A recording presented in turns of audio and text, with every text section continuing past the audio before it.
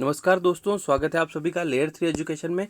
और आज जो है आपका प्रीवियस पेपर की सीरीज़ में पार्ट 2 है आपका। यानी कि इससे पहले कल हमने एक वीडियो अपलोड किया था जिसमें हमने वेरियस टाइप के क्वेश्चन डिस्कस किए थे, है ना, इसी पेपर के, आपके एमपीएसआई के पेपर के। और जल्द हम ये पेपर ख़त्म करने के बाद एमपी पुलिस के पेपर भी करेंगे और पटवारी और जेल प्रेरी और जिनमें मैथ्स और रीजनिंग पूछी गई थी वो सारे पेपर प्रीवियस ईयर के हम करने वाले हैं। तो चलिए शुरुआत करते हैं इसी पेपर के साथ, जहां हमने कल 23 क्वेश्चन के साथ देख लिए थे। बहुत सारे क्वेश्चन हम लोगों ने देखे थे, आप लोगों के कमेंट भी आए थे। उन जिन लोगों ने कमेंट किए थे उन सभी को बहुत बहुत धन्यवाद, है ना। इसी प्रकार से और चलिए आगे बढ़ते हैं। आपका जो क्वेश्चन कहाँ तक आ गया था, है ना, चलिए एक मिनट मैं आपको बता देता हूँ। 23 तक हम पहुँच गए थे, है ना। हाँ, ये वाला क्वेश्चन हम लोगों ने कल कर लिया था। उसके बाद आज आगे करते हैं इसके बाद वाले क्वेश्चन। देखिएगा 24 आपका ये जीके वाला है, 25 जीके, इसमें बीच बीच में जीके के क्वेश्चन भी आएंगे और रीजनिंग के क्वेश्चन भी आएंगे। चलिए देखिएगा, इस प्रकार से ये प्रश्न आप लोगों के सामने है, लिखा हुआ है, इसको करने की कोशिश करिएगा। लिखा हुआ है रैकेट को यदि 813524 लिखा जाए। देखिए रैकेट को इस प्रकार से लिखा गया है। कल भी हमने इस टाइप के क्वेश्चन किए थे, आप लोग इसको करके देखिएगा, इसका आंसर लाइएगा। रैकेट को लिखा हुआ है कि 8135, है ना, फिर लिखा हुआ है 24। आपको बताना है रैकेट को ये लिखा हुआ है तो आपको बताना है कि ट्रैक को क्या लिखा जाएगा। बड़ा आसान सा प्रश्न है। हमको क्या करना रहता है ऐसे में कि इनमें जो आपके कोड दिए हुए हैं उन्हीं कोड को देखते हुए इस प्रश्न को हल करने की कोशिश करना है ना। चलिए इस सीरीज को हम कंटिन्यू रखेंगे। ये डेली आपकी आती है 7 बजे, है ना, शाम को 7 बजे, और सुबह 7 बजे जो है आपका संविदा वर्ग 3 के लिए मॉक टेस्ट आता है डेली, है ना। चलिए अब इस प्रश्न को करने के लिए हम क्या करेंगे कि टी का जगह यहाँ पर 4 आ रहा है तो यहाँ लिखेंगे 4, है ना। फिर यहाँ पर आर आ रहा है तो आर का जो वैल्यू है वो 8 है तो यहाँ लिखेंगे 8, है ना। फिर देखिए यही आ रहा है पहला ऑप्शन, इसी में है 4 8 दिख रहा है तो ये वाला इसका करेक्ट आंसर हो जाएगा। थर्ड वाला यानी कि ऑप्शन नंबर 3 इसका करेक्ट आंसर हो जाएगा, ये वाला। चलिए आगे बढ़ते हैं, नेक्स्ट क्वेश्चन देखते हैं। चलिए अगला प्रश्न आप लोगों के सामने है कि 4 घंटियां क्रमशः 5, 6, 8 और 9 सेकंड के अंतराल पर बजती है। सभी घंटियां किसी समय एक साथ बजती है तो वे पुनः एक साथ कितने समय बाद बजेगी, आपको बताना है। इस प्रकार के प्रश्न जब आते हैं तो आपको ध्यान रखना है कि ये आपका क्वेश्चन है एलसीएम एचसीएफ चैप्टर से। किससे है? लघुत्तम समापवर्तक और महत्तम समापवर्तक वाले चैप्टर से। अब इसमें क्या होता है कि देखिए 4 घंटियां अलग अलग अंतराल पर बच रही है। कोई 5 सेकंड के बाद बजती है, कोई 6 सेकंड के बाद, कोई 8 सेकंड के बाद और कोई 9 सेकंड के बाद। तो जब ये एक साथ बजने की बोले कि सभी घंटियां एक साथ कब बजेगी, तो इन सभी चीज़ों का क्या लेना रहता है, इन सभी संख्याओं का लेना रहता है, आप लोगों को एलसीएम लेना रहता है। ऐसे प्रश्न मैंने मॉक टेस्ट में भी करवाए हैं आपके। जो मॉक टेस्ट आपके 65 मॉक टेस्ट हो चुके हैं जो डेली 7 बजे आते हैं एमपी टेट के, उनमें करवा रखे हैं, है ना। तो वो भी आप लोग देख सकते हैं, कोई दिक्कत नहीं है। चलिए अब इसमें क्या करना रहेगा, एलसीएम लेना है। तो इन सभी संख्याओं का एलसीएम हम लेते हैं। तो देखिएगा कि 5, 6, 8, 9 इनका एलसीएम में लेने की कोशिश करूंगा। 9 का पहाड़ा बोलेंगे तो जब तक सारे इस चीज़ों का भाग नहीं चला जाए तब तक हम करते रहेंगे। तो देखिएगा 9 दूनी 18 का भाग, 9 तिया 27, 9, एक काम करिए, 9 5 42, 9 छंग 54, 9 7 63, 9 8 72, 72 में सभी का भाग नहीं जाएगा, 5 का नहीं जाएगा ना, 90। तो 90 में भाग जा रहा है क्या? सभी का 8 का नहीं जा रहा है। एक काम करिए 90 का डबल ले लीजिए, 180। 180 में जा रहा है क्या? तो 8 दूनी 16 और यहाँ कितना बचा है? 2 बचा है। नहीं, 8 का भी नहीं जा रहा है इसमें। 360 ले लीजिए। 360 में तो जा रहा है क्या? 5 का जाएगा, 6 का जाएगा, 8 का जाएगा, 8 चौक 32, फिर 4, हाँ जाएगा 9 का, यानी कि 360 इसका एलसीएम आ जाएगा। कितने सेकंड? 360 सेकंड। अब यहाँ पर मुझे 360 कहीं दिखाई नहीं दे रहे। और देखिए अगर किसी को 360 नहीं आया हो कि ये कैसे आया, तो आप इस तरीके से लीजिएगा, 5, 6, 8 और 9 जो बेसिक तरीका होता है ना, वो उस तरीके से करिएगा। मेरा क्या शॉर्ट ट्रिक ये है कि मैं 9 का गुणा करते चलता हूँ, तब तक नहीं लेता जब तक सभी का भाग नहीं चला जाए। आप इस तरीके से ले सकते हैं। 2 का भाग लगाएंगे, 5 का 5, 2 तिया 6, 2 चौक 8 और 9 का 9। फिर 2 से करेंगे तो 5, 3, ऐसा कैसा, 2 दूनी 4, फिर 2 का लगाएंगे, फिर 3 का लगाएंगे, फिर 3 का लगाएंगे और फिर 5 का लगाए। इन सभी संख्याओं का गुणा कर लीजिएगा, 360 आपका आ जाएगा। देखिए अब 360 तो आ गया है, लेकिन 360 क्या है? आपका सेकंड है। ये सारे सेकंड थे तो ये भी सेकंड है। लेकिन मैं ऑप्शन देखता हूँ तो ऑप्शन सारे मिनट में है। अगर इसको मिनट में कन्वर्ट करना है तो मुझे क्या करना होगा, बटे 60 करना होगा। क्या करना होगा, बटे 60 करना होगा। तो देखिए बटे 60 करता हूँ तो 10 से 10 6 6 36, तो देखता हूँ 6 मिनट इसका आंसर आ जाएगा, जो कि ऑप्शन नंबर सेकंड आपका करेक्ट आंसर हो जाएगा। तो इस प्रकार से करेंगे तो आपका आ जाएगा, देखिएगा 6 मिनट ही इसका करेक्ट आंसर है ना। चलिए आगे बढ़ते हैं, देखते हैं क्वेश्चन नंबर देखिएगा 31 यहाँ पर। तो आपके जीके के क्वेश्चन आ रहे हैं करंट अफेयर्स के। हाँ, ये क्वेश्चन आपका मैथ्स का आ गया है। देखिएगा लिखा हुआ है कि एक विद्यार्थी को किसी संख्या में 3/2 से गुणा करने को कहा गया, परंतु उसने उस संख्या में 3/2 से भाग लगा दिया, तो उसका जो परिणाम आया सही उत्तर से 10 कम था, तो वह संख्या क्या होगी। आप लोग बताइएगा कि वो संख्या क्या होगी, उसको करने की कोशिश करिएगा। तो देखिए इसमें क्या करना रहता है, देखिएगा 3/2 से गुणा करने को कहा, लेकिन उसने 3/2 से भाग लगाया, तो 3/2 का भाग लगाने की जगह में लिख सकता हूँ कि 2/3 का गुणा किया। देखिए किसी में आपका 3/2 का भाग लगाएंगे तो यूं समझ जाइए कि 2/3 का गुणा किया है ना। तो अब मान लीजिए संख्या है x, संख्या है x, उसमें क्या कहा, उसने कहा 3/2 से गुणा करो, तो मैंने किया 3/2 से गुणा किया। पर उसने क्या किया, उस संख्या में गलती से क्या किया, उस x में 3/2 की जगह क्या कर दिया कि 2/3 से गुणा कर दिया। ये 2/3 कैसे आया, तो मान लो जैसे कि यहाँ पे मान लो कि 6 में भाग लगाना है 3/2 का, तो क्या भाग लगा के यूं लिखोगे क्या, तो इसको यहाँ लिखने के लिए आप बटे में करोगे इसको 3, तो ये ऊपर आ जाएगा 2। तो ये यही हुआ कि 2/3 का गुणा कर दिया। तो इस प्रकार से ठीक है। तो उसने ये करने की कहा था, उसने ये किया, उससे क्या हुआ, उससे क्या हुआ कि परिणाम जो उत्तर आना था वो उत्तर से 10 कम था। यानी कि इन दोनों के करने पर अंतर जो आया वो आया कितने का, 10 का अंतर आया। तो इस प्रकार से इसको लिखेंगे और इस प्रकार से करेंगे। तो आप देखिएगा यहाँ बन रहा है आपका 3x/2 और फिर माइनस हो रहा है आपका 2x/3, 2x/3 है ना, इस प्रकार से। तो ये आ गया आपका। अब इसको सोल्व कर लेंगे। देखिए 3 और 2 का एलसीएम ले लेंगे, कितना 6, और 2 से भाग लगाएंगे 2 तिया 6 और 3 तिया 9x है ना। फिर माइनस कर देंगे, 3 का भाग लगाएंगे 6 में, 3 दूना 6 और 2 दूनी 4x बराबर आपका 10 है ही सही। अब ये जो 6 बटे में है ये गुणे में चला जाएगा, और आपका 9 और 4 में से आप डिफरेंस लेंगे तो 5x आ जाएगा, और x की वैल्यू निकालना है तो 5 नीचे लग दिएगा। तो 5 से करेंगे 5 10 और 2 छंग 12, यानी कि इसका जो आंसर आ जाएगा वो आ जाएगा 12, इसका करेक्ट आंसर हो जाएगा। तो इस प्रकार के प्रश्न जब आते हैं तो इस तरीके से आप लोग कर लीजिएगा, है ना। वैसे तो हम प्रीवियस ईयर के पेपर सारे सोल्व करने वाले हैं, बस आप लोगों को इतना सा करना है कि थोड़ा सा वीडियो को शेयर करिएगा अपने दोस्तों के साथ, ताकि है ना ज़्यादा लोगों तक पहुँच पाए, है ना। चलिए आगे बढ़ते हैं, क्वेश्चन नंबर अगला देखते हैं। चलिए अगला प्रश्न देखिएगा आपका जो रीजनिंग से संबंधित है। ये इस तरीके से कथन और निष्कर्ष के प्रश्न बनते हैं। देखिएगा लिखा हुआ है, कथन दिया रहता है, हमको क्या करना रहता है कि उस कथन का डायग्राम बनाकर फिर आपके जो है निष्कर्ष में चेक करना रहता है। देखिएगा हम कथन से बनाएंगे और आपका जो है आप निष्कर्ष निकालेंगे। देखिए कथन को पढ़ेंगे, यहाँ पर लिखा हुआ है कि ऑल इंडियंस आर अमेरिकन, सभी भारतीय अमेरिकी हैं।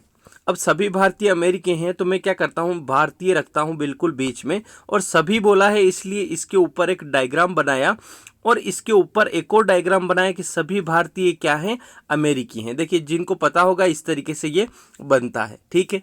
फिर लिखा हुआ है कि सभी अमेरिकी पाकिस्तानी है, यानी कि सभी अमेरिकी क्या हैं, पाकिस्तानी है। तो इस प्रकार से एक और डायग्राम बनेगा, अमेरिकी के ऊपर बनेगा कि सभी अमेरिकी क्या हैं, पाकिस्तानी हैं। फिर लिखा हुआ है कि कोई अंग्रेज अमेरिकी नहीं है, कोई भी अंग्रेज, तो अंग्रेज को अलग रखिएगा, कोई भी अंग्रेज पाकिस्तानी या फिर अमेरिकी नहीं है, तो इसको बीच में क्रॉस बना दिएगा, इनका कोई कनेक्शन नहीं है। अब हम निष्कर्ष मिलाते हैं, तो लिखा हुआ है कि सभी भारतीय पाकिस्तानी हैं। तो देखिए अंदर से बाहर सभी सही होता है, यानी कि देखिए सभी भारतीय अमेरिकी हैं तो सभी भारतीय पाकिस्तानी भी हो जाएंगे, तो अंदर से बाहर का सभी बिल्कुल सही होता है, यानी कि ये पहला वाला राइट हो गया, ठीक है। फिर लिखा हुआ है कि कुछ पाकिस्तानी अंग्रेज है, यहाँ पे दिख रहा है क्या करेक्शन, नहीं है। कोई बोलेगा सर ये हो भी तो सकते हैं, अमेरिकी के नाम बोला था, पाकिस्तानी की थोड़ी बोला। तो जब आपका ऐसा बने कि हो भी सकता है और नहीं भी हो सकता है, तो इस पर जाइएगा, किस पर, नहीं हो सकता वाले पे, है ना। कई बार आपके इस चैप्टर में ऐसा होता होगा, आप लोगों ने जो लोग पढ़ते हैं उनको पता होगा कि कई बार ऐसा लगता है कि हो भी तो सकता है, नहीं भी तो हो सकता है। तो जहाँ नहीं हो सकता एक भी बार दिमाग में आए तो वहाँ क्रॉस ही लगाइएगा, यानी कि ये वाला जो है क्रॉस हो जाएगा। फिर लिखा हुआ है कोई भारतीय अंग्रेज नहीं है, कोई भी भारतीय अंग्रेज नहीं है। ये बिल्कुल सही बात है ना, क्योंकि भारतीय जो है बिल्कुल अंदर है। उसने बोला कि कोई अमेरिकी अंग्रेज नहीं है, तो जब अमेरिकी नहीं होगा तो भारतीय तक तो जाने का सवाल ही नहीं है। तो इसलिए इसका आंसर हो जाएगा ये वाला, फर्स्ट और थर्ड अनुसरण करते हैं। तो इसके ऑप्शन इस प्रकार से आते हैं कि फर्स्ट और थर्ड अनुसरण करते हैं, ऑल अनुसरण करते हैं। तो इसका करेक्ट आंसर देखिए, फर्स्ट और थर्ड अनुसरण करते हैं। इस प्रकार के प्रश्न जब आते हैं तो उनको इस तरीके से डील किया जाता है। चलिए आगे बढ़ते हैं। चलिए अगला प्रश्न देखिएगा, लिखा हुआ है कि आपका किसी वृत्तीय पहिए की त्रिज्या 21 सेंटीमीटर, यानी कि कोई पहिया है इस प्रकार से, है ना, तो उसकी त्रिज्या आपकी 21 सेंटीमीटर दे रखी है और 924 मीटर की दूरी तय करने में पहिए द्वारा तय की गई चक्करों की संख्या ज्ञात करिए। तो देखिए मैं थोड़ा सा आपको बेसिक जानकारी देता हूं इस बारे में कि एक पहिया जो होता है ये आपका होता है वृत्त के आकार का। कि सर ये तो हमको पता है, इतना तो हम जानते हैं कि एक पहिया वृत्त के आकार का होता है। ठीक है साहब, आप इतना जानते हो, बहुत बढ़िया बात है। फिर मैं बोलूँगा कि एक पहिए की जो परिधि होती है उसको मैं कहता हूँ 2πr। क्या होता है? 2πr। अब ये परिधि क्या चीज़ होती है? तो परिधि का मैं बताऊँ कि जैसे कि ये पहिया है ना, तो इसकी परिधि मतलब ये एक चक्कर घूम ले। जैसे कि यहाँ से इसने चलना स्टार्ट किया तो ये घूम कर जब यहाँ आएगा, यानी कि ये लुढ़क के यहाँ आ जाएगा ये पहिया। तो जब ये एक चक्कर काटता है तो ये जो दूरी होती है वो 2πr में गिनते हैं, यानी कि एक चक्कर बराबर 2πr। अब मान लो मैं बोलता हूँ कि एक चक्कर में ये 5 किलोमीटर चलता, एक चक्कर में कोई 5 मीटर चलता है, यूँ मान लो एक चक्कर में 5 सेंटीमीटर चलता है। ठीक है साहब, अब मैं बोल रहा हूँ कि 100 सेंटीमीटर अगर चलाना हो तो ये कितने चक्कर करेगा? तो आप देखिए एक चक्कर में ये 2πr चलता है, यानी कि 5 सेंटीमीटर, तो इसको 20 चक्कर लग जाएंगे। तो आपको क्या करना है, कुल दूरी के नीचे आपको क्या करना है, एक चक्कर की संख्या रखनी है कि एक चक्कर में ये कितना चलता है। इस प्रकार से हम पूरी दूरी को निकाल पाएंगे या फिर चक्करों की संख्या निकाल पाएंगे। तो देखिए चक्करों की संख्या कैसे निकालेंगे, तो आपको पता करना होगा कि कुल दूरी है ना, और जब कुल दूरी पता चल जाए तो उसके नीचे रखिएगा कि परिधि रखिएगा। इसके नीचे क्या रखिएगा? परिधि रखिएगा, है ना, इस प्रकार से। और जैसे ये आपका जो है मीटर में है तो इसको भी मीटर में करिए, या फिर ये सेंटीमीटर में तो इसको सेंटीमीटर में करिएगा, ध्यान रखिएगा। तो अब देखते हैं, इसको करने की कोशिश करते हैं। मैंने आपको बताया कि जो दूरी है वो ऊपर रखते हैं, है ना, 924 ऊपर रखा, और नीचे अगर चक्करों की संख्या निकालना हो तो नीचे हम परिधि रखते हैं।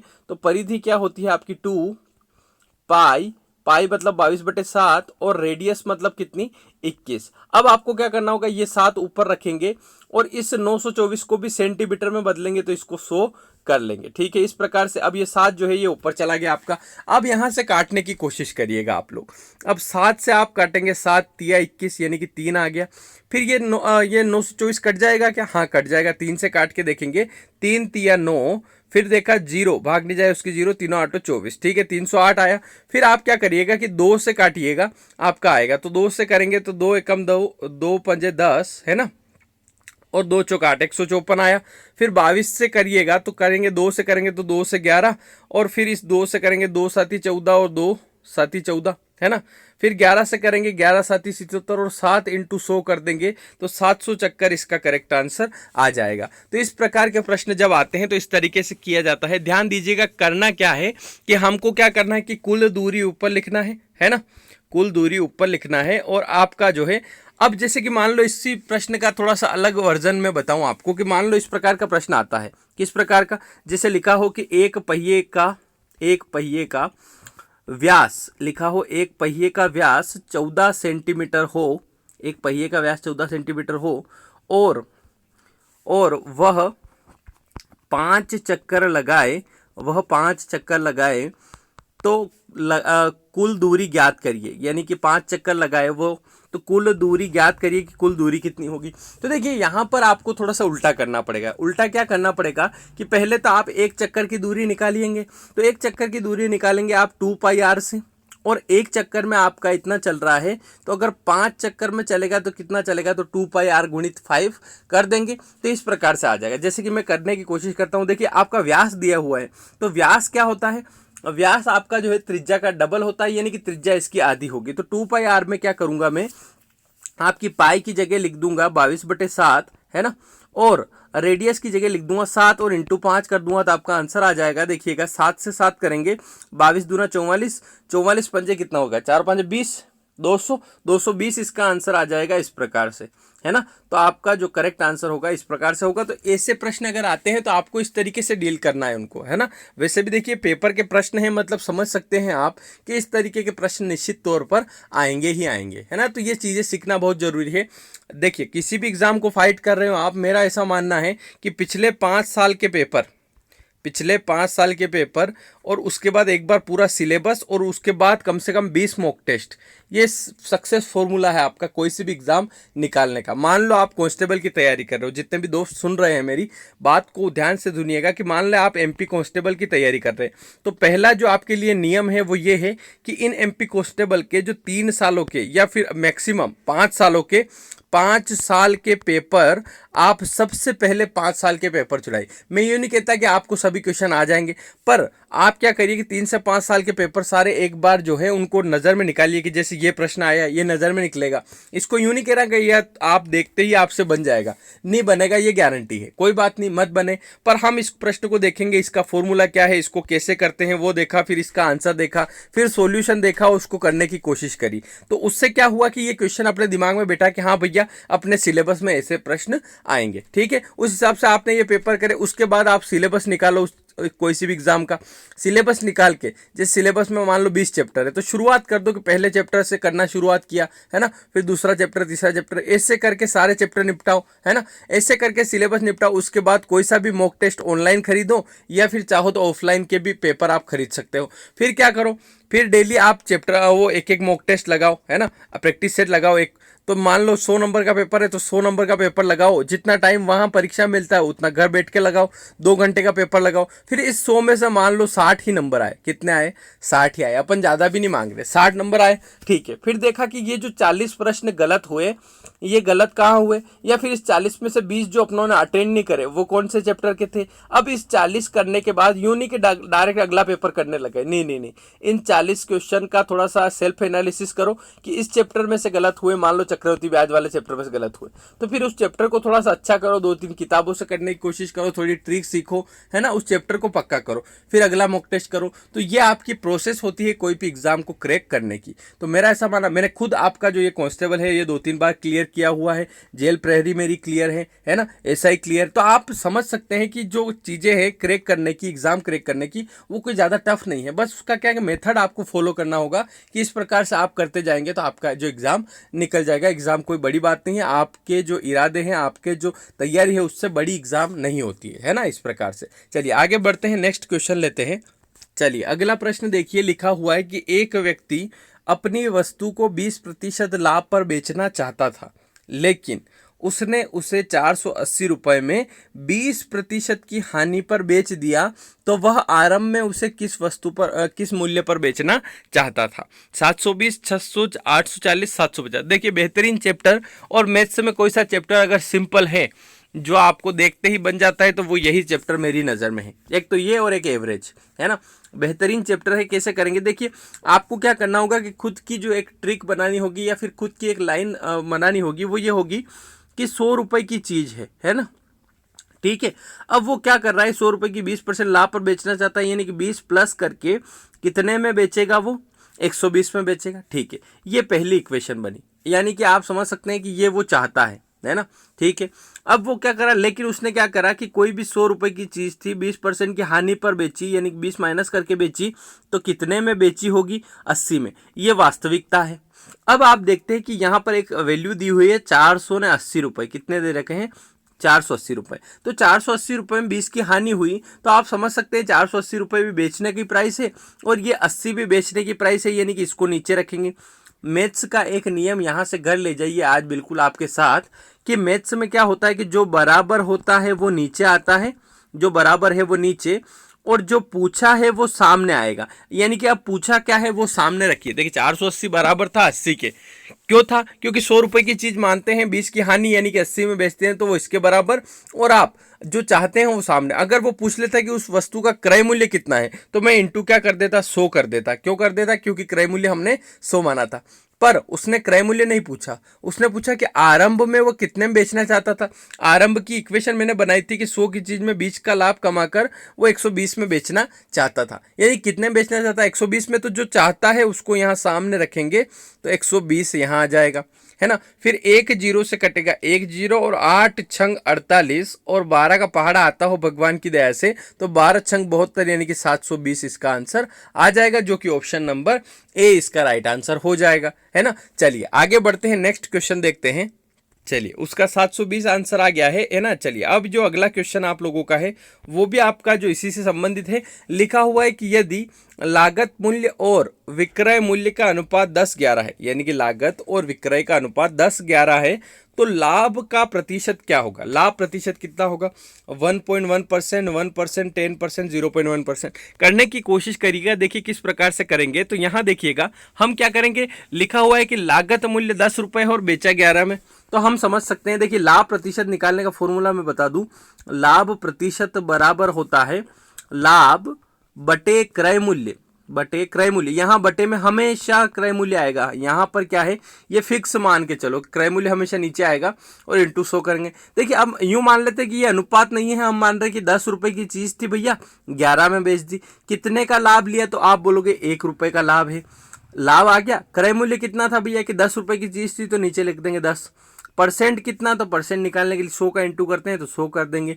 तो आप 1 जीरो से 1 जीरो काटेंगे तो 10% इसका करेक्ट आंसर आ जाएगा, जो कि ऑप्शन नंबर 3 इसका करेक्ट आंसर हो जाएगा। तो इस प्रकार के जब प्रश्न आते हैं, मान लो इसी से संबंधित मैंने एक प्रश्न रख दिया कि आपका विक्रय मूल्य और क्रय मूल्य का, विक्रय मूल्य और क्रय मूल्य का अनुपात 21-20 है। क्या है, विक्रय मूल्य और क्रय मूल्य का अनुपात कितना है, 21-20 है। तो आप मुझे लाभ प्रतिशत ज्ञात करके बताओ। चलिए आप लोगों के लिए मैंने क्वेश्चन, सेम क्वेश्चन दिया है, आप करने की कोशिश करिए। लिखा हुआ है कि विक्रय मूल्य और क्रय मूल्य का अनुपात आपका 21 और 20 है, तो आप बताइए कि लाभ प्रतिशत क्या होगा। चलिए आप लोगों का आंसर भी आने लग गया है सभी का, है ना। किस प्रकार से करेंगे, तो आप सभी को पता चलेगा क्रय मूल्य पे विक्रय मूल्य, यानी कि कोई चीज क्रय मूल्य यानी कि 20 रुपए की थी, आपने उसको विक्रय किया यानी कि बेचा 21 में, तो कितने का लाभ हुआ, तो आप बोल रहे हो 1 रुपए का लाभ हुआ।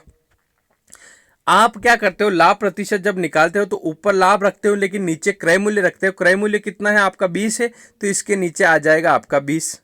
फिर इंटू क्या करते हो, परसेंट निकालना रहता है तो इंटू 100 करते हैं, तो 20 पंजे 100 आता है आपका, तो 5% इसका जो है करेक्ट आंसर आ जाएगा। चलिए आगे बढ़ते हैं, नेक्स्ट क्वेश्चन लेते हैं। चलिए इस प्रकार के प्रश्न अगर आते हैं तो इस प्रकार से आप कर लीजिएगा। वैसे तो सिंपल प्रश्न है, कोई दिक्कत इस पर नहीं आएगी। चलिए उसका 10% आपका आंसर आ गया था। आगे देखिए ये 10% इसका अगला प्रश्न आपके लिए लिखा हुआ है कि 400 रुपए की राशि 4 वर्ष में 480 रुपए हो जाती है। यदि ब्याज की दर को 2% बढ़ा दिया जाए तो नया मिश्र धन क्या बनेगा। करने की कोशिश करिएगा। अगर ब्याज की दर 2% बढ़ा दी जाए और समय वही रखे, है ना, तो आपका कितना ब्याज बढ़ेगा, यानी कि ब्याज और मिश्र धन मिला के, यानी कि ब्याज और मूलधन मिला के मिश्र धन बनता है ना। ठीक है, चलिए अब यहाँ पर 2-4 चीजें लिखी हुई है जिससे हम थोड़ा सा फाइंड करेंगे। आप सभी को साधारण ब्याज का फॉर्मूला तो पता होगा। साधारण ब्याज बराबर कितना होता है, आप सभी ने सुना होगा, मूलधन गुणित दर गुणित समय बटे 100, है ना। तो ये आपका होता है। ठीक है, अब ये होता है, आप सभी को कोई दिक्कत नहीं आएगी। 400 रुपए की राशि थी, यानी कि ये जो राशि होती है ये मूलधन कहलाती है, यानी कि मूलधन की जगह आप रख देंगे 400 रुपए रख देंगे, कोई दिक्कत, यहाँ तक कोई दिक्कत नहीं। फिर वो बोल रहा है कि दर क्या है, तो दर तो हमको पता करनी है, 2% मत लिख देना, 2% तो बढ़ाएंगे जब ओरिजिनल फाइंड करेंगे, उसके बाद 2% बढ़ाएंगे। तो यहाँ रख दीजिएगा, दर की जगह आर लिख दीजिएगा। और टाइम कितना था, तो 4 वर्ष था, तो यहाँ 4 वर्ष रख देंगे और बटे कर देंगे हम 100। इससे क्या हुआ था, तो 400 की राशि 480 हो गई थी, तो साधारण ब्याज कितना रहा होगा, 400 में 480 देना पड़ रहा है, यानी कि 80 रुपए ज्यादा देना पड़ रहा है, तो यही तो आपका ब्याज है। इस प्रकार से तो आप देखते हैं, जो जीरो से आपने 2 जीरो काटी, है ना, और 4 से आप लोगों ने ये काट दिया 20, फिर इस 4 से काट दिया 5 बार, तो 5% आपकी रेट आ गई। अब क्या करना होगा, अब 5% रेट आ गई, ये बोल रहा है कि यदि ब्याज की दर को 2% बढ़ा दिया जाए, यानी कि 5% तो आ गई लेकिन अब 2% आपको बढ़ानी होगी। तो अब नया जो है मिश्रधन क्या होगा, तो हम करने की कोशिश करते हैं। नया मिश्रधन क्या हो जाएगा, हम मूलधन रखेंगे 400 का 400, रेट हमने 5 निकाली और 2 बढ़ाई, यानी कि रेट अब हो गई 7%, टाइम वो का वो, तो आपका साधारण ब्याज कितना हो जाएगा। तो आप देखेंगे 2 जीरो से काटेंगे 2 जीरो, 4 7 28, 28 इंटू 4 है ना, तो 28 गुणित 4 कितना होता है, 4 8 32 का 2 हंसी लगा 3, 4 3 12 और 3 15, यानी कि 152 रुपये ब्याज आएगा। अब 152 आपको यहाँ दिखेगा नहीं, क्यों नहीं दिखेगा, क्योंकि आपका जो है इस प्रकार का यहाँ नहीं दिया है। तो आपको क्या करना होगा 452 ही आ रहा है, नहीं नहीं नहीं, 4 4 8 32 का 2 हंसी 3, 4 दूनी 8 और 3 11 आएगा, तो 112 आएगा, 152 नहीं आएगा। थोड़ी सी मिस्टेक हो गई कैलकुलेशन में, तो यहाँ देखिएगा 112 ही आपका आंसर आ रहा है। तो 112 जो है ब्याज है, मूलधन कितना था 400, तो मिश्रधन कितना लौटाना होगा 512, यानी कि इसका आंसर हो जाएगा 512, इसका आंसर आ जाएगा, है ना। चलिए उसका जो आंसर हो गया 512। और अगला प्रश्न आप लोगों के लिखा हुआ है कि मैमल MAMMAL, मैमल को उसने लिखा 13 1 13 13 1 और 12। चलो ये तो समझ में आ गया है, इस प्रश्न में कोई दिक्कत नहीं आएगी, करने की कोशिश करिए। मैमल को ये लिखा हुआ है तो आप इसका समान कूट का, यानी कि इसी कोड का इस्तेमाल करके रेप्टाइल को क्या लिखेंगे। देखिए बहुत आसान प्रश्न है, ये मैंने कल के वीडियो में ही आपको सिखा दिया था। रीजनिंग का प्रश्न है, कोडिंग डिकोडिंग का, जिसमें हम लोगों ने सीखा था कि आपके जो ABCD के नंबर क्या होते हैं, कल ही मैंने याद करवाए थे। एम का तो कल ही याद करवाया था, मैं तेरा है ना तू मेरी, इस प्रकार से गाने चलते हैं। तो एम का नंबर होता है 13। तो यहाँ उसने यही किया कि एम जहां जहां आया उसने 13 लिखा, और ए का नंबर होता है 1, A1 है ना, ठीक है, A1 होता है। और आप देखेंगे एम का 13, फिर एम का 13, ए का 1 और एल का 12 होता है। मैंने कल सिखाया था एल मतलब लव, लव करते हो तो 12 बज जाती है आदमी की, है ना, तो 12 बज जाती है, तो एल से 12 याद रह जाएगा। एल 12 2-3 बार बोल के देखोगे तो आंसर आ जाएगा, कोई दिक्कत नहीं। अब उसने किसकी पूछा है, उसने पूछा है कि रेप्टाइल को क्या लिखेंगे। तो रेप्टाइल को नहीं लिखोगे तो रेप्टा पड़ेगा एक, है ना, रेप्टाइल। चलो ठीक है, तो रेप्टाइल को लिखते हैं। तो आपको सभी का कोड याद रहना चाहिए, कल आपको याद करवाए थे। आर का होता है 18, है ना, ई का होता है 5, पी का मैंने याद करवाया था, 2 नाम याद करवाए थे, ओ और पी। मैंने लिखाया था कि उपेंद्र पिछोलिया नाम का लड़का है। क्या नाम का लड़का है, उपेंद्र पिछोलिया। उपेंद्र मतलब O 15 पे, पिछोलिया नाम का लड़का यानी कि P16, यानी कि उपेंद्र पिछोलिया पूरा नाम है, सरनेम है पिछोलिया, तो P16 और O 15, ठीक है। अब P का लिख देंगे हम 16, तो देखा 18 5 16 कहाँ आ रहा है, 18 5 16 केवल नहीं नहीं 2 ऑप्शन में है अभी, तो रुक जाओ। फिर T का लिख दो आप, T का 20 लिख दो, ठीक है। अब फिर लिख दो I का 9, ठीक है। फिर लिख दो L का 12, है ना, और E का 5, तो 12 5 यहाँ पर आ रहा है। तो इसका आंसर जो है ये ऑप्शन नंबर A इसका राइट आंसर हो जाएगा। यहाँ तक आपको कोई समस्या नहीं आएगी। चलिए आगे बढ़ते हैं, नेक्स्ट क्वेश्चन देखते हैं, नेक्स्ट क्वेश्चन करिएगा, है ना। चलिए आगे बढ़ते हैं। चलिए अगला प्रश्न देखिए, लिखा हुआ है कि 5,000 रुपए की राशि पर 10% वार्षिक ब्याज की दर से 3 वर्षों का साधारण चक्रवृद्धि ब्याज क्या होगा। तो देखिए चक्रवृद्धि ब्याज का मेरा फॉर्मूला ऐसा है कि 2 साल का अगर निकालना हो तो मैं लिखता हूँ 2 1, क्या लिखता हूँ, इंटू 2 इंटू 1 लिखता हूँ। और अगर 3 साल का निकालना हो तो मैं लिखता हूँ 331, क्या लिखता हूँ, 331। अब ये क्या हो चीज़ क्या है, ये 2 1 और ये 3 1 क्या है, मुझे इसका चक्रवृद्धि ब्याज का फॉर्मूला नहीं पता, लेकिन मैं इसको ऐसे निकालता हूँ। कैसे, अब 5,000 रुपये पे निकालना है, 3 3 1 के हिसाब से चलेंगे हम, 3 3 और 1 सबके सामने गुणे का निशान लगा देंगे। देखिए आप टेंशन मत लीजिए, मैं इसके 1-2 क्वेश्चन करवाऊंगा आपको अभी, ताकि स्थिति क्लियर हो, ठीक है। अब 5,000 रुपये राशि है, तो 5,000 का सबसे पहले 10% आप निकालो। तो आप क्या करोगे, 5,000 का 10% निकालोगे तो कितना हो जाएगा, तो आप लिखोगे 500, कितना हो जाएगा 500। अब फिर इस 500 का 10% निकालोगे तो हो जाएगा 50, ठीक है। फिर इस 50 का 10% निकालोगे तो 5 हो जाएगा। फिर इसको निकालोगे तो 500 तिया होता है 1500, कितना होता है 1500। फिर 50 तिया कितना होता है 150, और 5 एकम 5, ठीक है। इन सभी को आप जोड़ते हैं तो 5 का 5, फिर 5 का 5, 5 और 1 6 और 1 यानी कि 1655 इसका आंसर आ जाएगा, जो कि ऑप्शन नंबर सेकंड आपका करेक्ट आंसर हो जाएगा। इस प्रकार से अब मैं आपको एक प्रश्न दे रहा हूं कि राशि आपकी मैं दे रहा हूं 10,000 रुपए पर। चलिए आप करके बताइए, 3 साल का ब्याज, चक्रवृद्धि ब्याज 10,000 रुपए पर 20% की दर से 20% की दर से 3 साल का ब्याज निकालिए। आप 20% की रेट से 3 साल का ब्याज निकालिए। कितना आंसर आएगा करने की कोशिश करिए। 3 साल का निकालने के लिए हम क्या करते हैं, आप सभी को कॉपी पेन लेकर बैठना है और 3 3 1 करके इसका आंसर करना है। 3 3 1 करेंगे तो उससे क्या होगा, देखिए आप करने की कोशिश भी करिए, मैं साथ साथ में करते भी चलता हूँ। देखिए 10,000 का 20% हम निकालेंगे तो 10,000 का 10% कितना, तो 10% निकालते हैं तो एक जीरो छिपा लेते हैं हम। एक जीरो जैसे ही छिपाई तो 1,000 आंसर आया, और 1,000 10% है तो 20% 2,000 हो जाएगा, तो यहाँ लिख दूंगा मैं 2,000। ठीक है, अब 2,000 का 20% निकालूंगा तो 2,000 का 10% कितना, 200, तो 20% हो जाएगा 400। ठीक है, फिर 400 का 10% आपका 40, तो 20% कितना, तो 80 हो जाएगा। इस प्रकार से आप करेंगे तो आपका आंसर आसानी से आ जाएगा।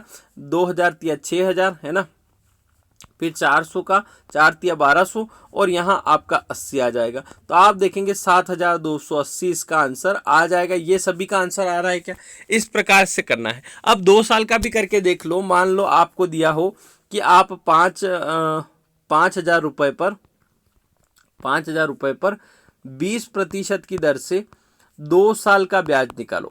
20% की रेट पर 2 साल का चक्रवर्ती ब्याज निकालो। चक्रवर्ती ब्याज निकालने के लिए देखिए 2 साल के लिए क्या करना पड़ेगा, 2 साल के लिए ट्रिक है 2 1। क्या है, जैसे 331 किसकी है, 3 साल की, वैसे ही 21 किसकी है, तो आपकी 2 साल की है। अब 5,000 रुपये में 20% के हिसाब से 2 साल का ब्याज, तो 5,000 का 10% कितना होता है, आप बोलेंगे 500, मैं बोलूंगा 500 अगर 10% है तो 20% कितना हो जाएगा, तो इसका डबल, यानी कि 500 का डबल 1,000 हो जाएगा, यानी कि 20% हो गया 1,000।